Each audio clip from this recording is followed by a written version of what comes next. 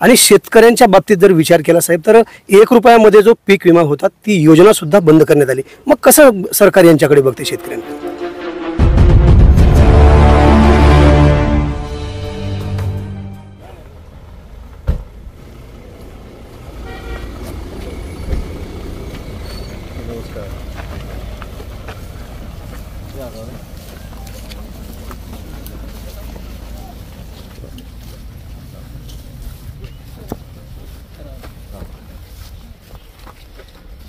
या मामा हो आलो। काय सगळीकडं विधान भवनात चर्चा आहे। नाही तुम्ही नाही विठ्ठल साहेब 6 दिवस दोघांना म्हटलं पळताना आम्ही कुणाला सांग म्हणाले मला माहिती नाहीये। 6 दिवस लागलं मग कुणाला कळकळ आली होती केलं आणि काहीच करा मला कळतच नाही अंगुठी त्यामुळं महायुतीचे डोळे उघडणं हे आमचं काम आहे। त्यामुळं उघडा डोळे बघा नीट हे आम्ही त्यांना विधिमंडळामध्ये आठवण करून देणार आहोत। काका साहेब येऊन बोलायला लागलेत अमित देशमुख साहेब यांचं बोलणं तुम्हाला कितपत खरं वाटतंय? जोपर्यंत होणार नाही तर मला खरं वाटत नाही। जोपर्यंत जेवल्याशिवाय माझं पोट भरत नाही। म्हणून निवडणुकीच्या काळामध्ये शेतकऱ्यांची कर्जमाफी करणार अशी घोषणा महायुतीनं केली। आता महायुतीनं त्या घोषणेची अंमलबजावणी केली। लातूरच्या अहमदपूर तालुक्यातील हाडोळती येथील 76 वर्षीय शेतकरी ज्यांचं नाव आहे मुक्ताबाई अंबादास पवार हे एका पत्रकाराने त्यांचा व्हिडिओ सोशल माध्यमावर व्हायरल केल्यानंतर त्याचा मुद्दा विधान भवनामध्ये उचलला गेला आणि मागच्या 2 ते 3 दिवसापासून या दाम्पत्यावरती मदतीचा ओघ सुरू आहे आणि आज 4थ्या दिवशी लातूरचे आमदार अमित देशमुख या ठिकाणी आलेले आहेत। शेतकऱ्यांशी त्यांनी आता संवाद साधलाय। काय नेमकं शेतकऱ्यांशी बोलणं झालं आणि काय आपलं आश्वासन आहे त्यांना?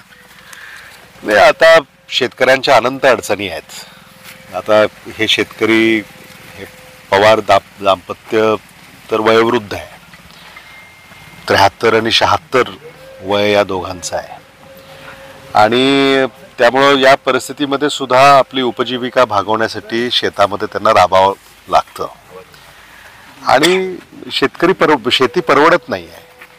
शेतीमालाला भाव नाही आहे।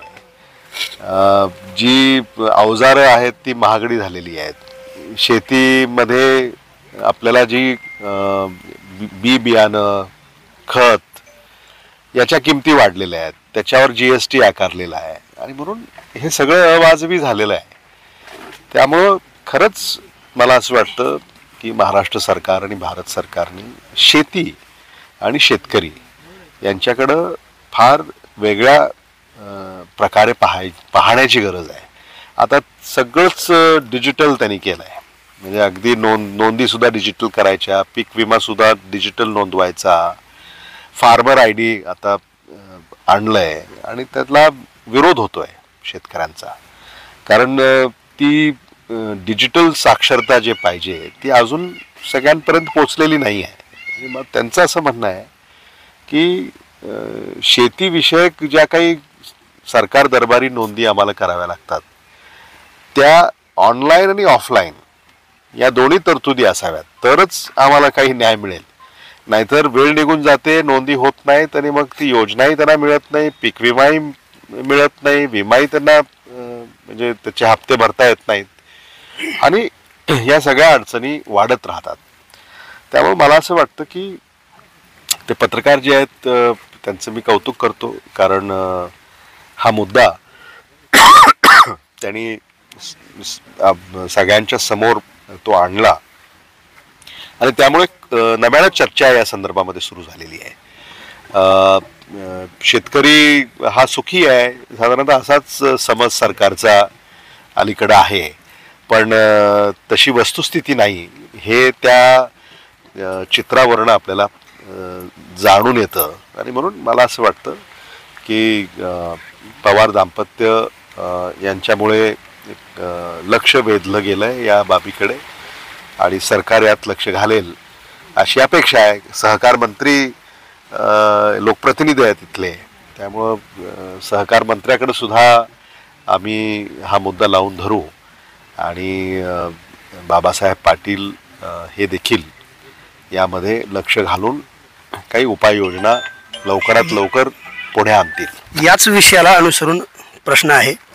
आत्ताच मुक्ताबाई आणि अंबादास पवार हे तुमच्याशी संवाद साधताना म्हणत आहेत की ज्याप्रमाणे आम्हाला आत्ता तुटपुंजी मदत मिळाली, खऱ्या अर्थानं सरकारची मदत त्यांच्यापर्यंत आजही पोहोचली नाही, परंतु इतर व्यक्तींच्या माध्यमातून मिळाली, परंतु सरकारची मदत राज्यातल्या शेतकऱ्यांना मिळेल का? आणि खऱ्यात हे जे आहेत अंबादास पवार जे आहेत हे राज्यातल्या शेतकऱ्यांचं प्रतिनिधित्व करतात शेतकऱ्यांचं. आणि शेतकऱ्यांच्या बाबतीत जर विचार केला साहेब तर 1 रुपयामध्ये जो पीक विमा होता ती योजना सुद्धा बंद करण्यात आली. मग कसं सरकार यांच्याकडे बघते शेतकऱ्यांकडे? हाच मुद्दा आहे. सरकारचं दुर्लक्ष होत आहे. शेती, शेतकरी, शेतीमाल भाव, विमा या सगळ्याच संदर्भाने कुठेतरी याच्यामध्ये नव्यानं धोरणं आखण्याची गरज आहे. शेतकऱ्याचं कर्ज माफ करणार म्हणून सांगितलं निवडणुकीमध्ये, अद्याप कर्जमाफी जाहीर केलेली नाही. का नाही जाहीर केली? मग निवडणुकीमध्ये प्रचाराच्या दरम्यान आम्ही शेतकऱ्यांचं कर्ज माफ करू असं जाहीर करायचं आणि मग त्याच्याकडे ढुंकूनही पाहायचं नाही. शेतकऱ्याला खऱ्या अर्थानं न्याय देण्याची गरज असताना त्याची फसवणूक होते हे देखील याच्यावरून आपल्याला लक्षात येतं. आणि म्हणून महाराष्ट्राच्या विधिमंडळाचं अधिवेशन सुरू आहे आणि शेतकऱ्याच्या अनंत अडचणी, अनंत प्रश्न आहेत आणि त्याला वाचा फोडण्याचं काम हे विरोधी पक्षाकडनं सुरू झालेलं आहे. सरकारनं यामध्ये लक्ष देऊन यात मार्ग काढावा अशी आमची मागणी आहे. पण हा प्रश्न मी तुम्हाला विचारला पाहिजे की शेतकऱ्यांच्या कर्जमाफीचं काय झालं? त्यांना शेतकऱ्यांचा मुद्दा कसा लावून धरण विधान भवनामध्ये? कारण मी सत्तेत आहे. विरोधी पक्ष नेते आहात ना, विरोधी पक्ष नेत्यामध्ये आहेत ना साहेब? विरोधी पक्षामध्ये महायुतीची सत्ता आहे, त्यामुळं महायुतीचे डोळे उघडणं हे आमचं काम आहे. त्यामुळं उघडा डोळे बघा नीट हे आम्ही त्यांना विधिमंडळामध्ये आठवण करून देणार आहोत. काका साहेब येऊन बोलायला लागलेत, अमित देशमुख साहेब यांचं बोलणं तुम्हाला कितपत खरं वाटतंय? जोपर्यंत होणार नाही तोवर मला खरं वाटत नाही.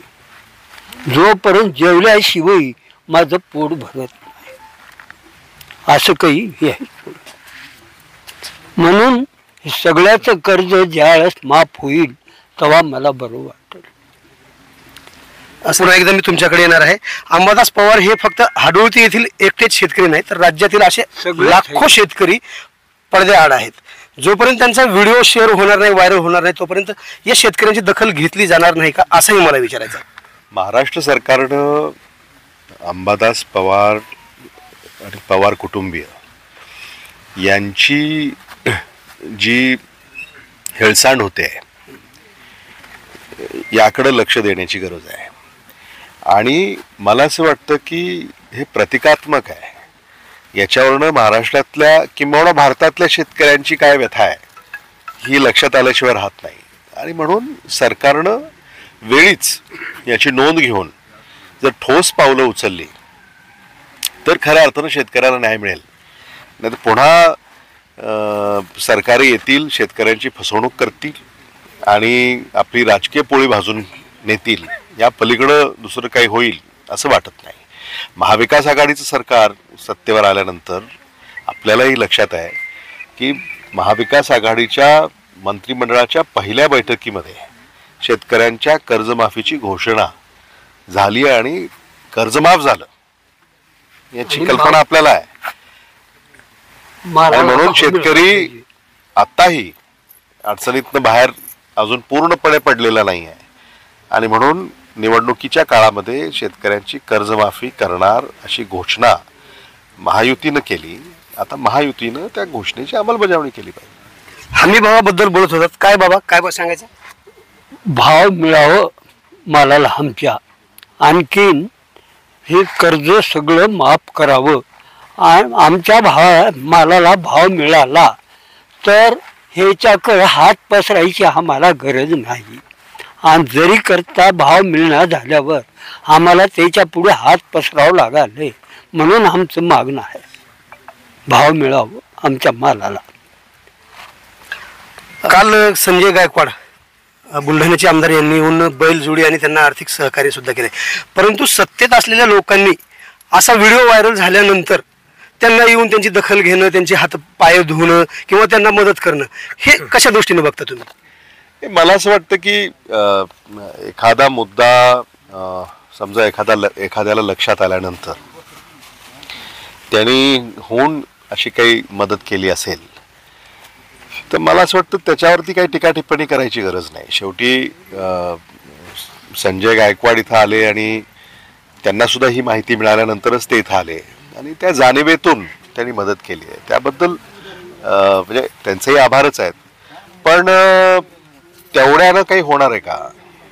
त्याच्या पुढे जाऊन आपल्याला काही पावलं उचलावी लागतील. आणि मला असं वाटतं की आता संजय गायकवाडांनी इथं मदत केली आहे म्हणजे आणि मग त्यांनी सरकार दरबारी आपलं वजन उपयोगात आणून शेतकऱ्यांची कर्जमाफी, शेतकऱ्यांना हमी भाव, शेतकऱ्यांच्या पीक विम्यासंदर्भामध्ये ज्या अडचणी आहेत त्या दूर कराव्यात. नक्कीच. ताजे आणि महत्त्वाचे अपडेट पाहण्यासाठी पाहत राहा आवाज बहुजनांचा न्यूज लाईव्ह करता शिवाजीराव गायकवाड, अहमदपूर, लातूर. आवाज बहुजनांचा.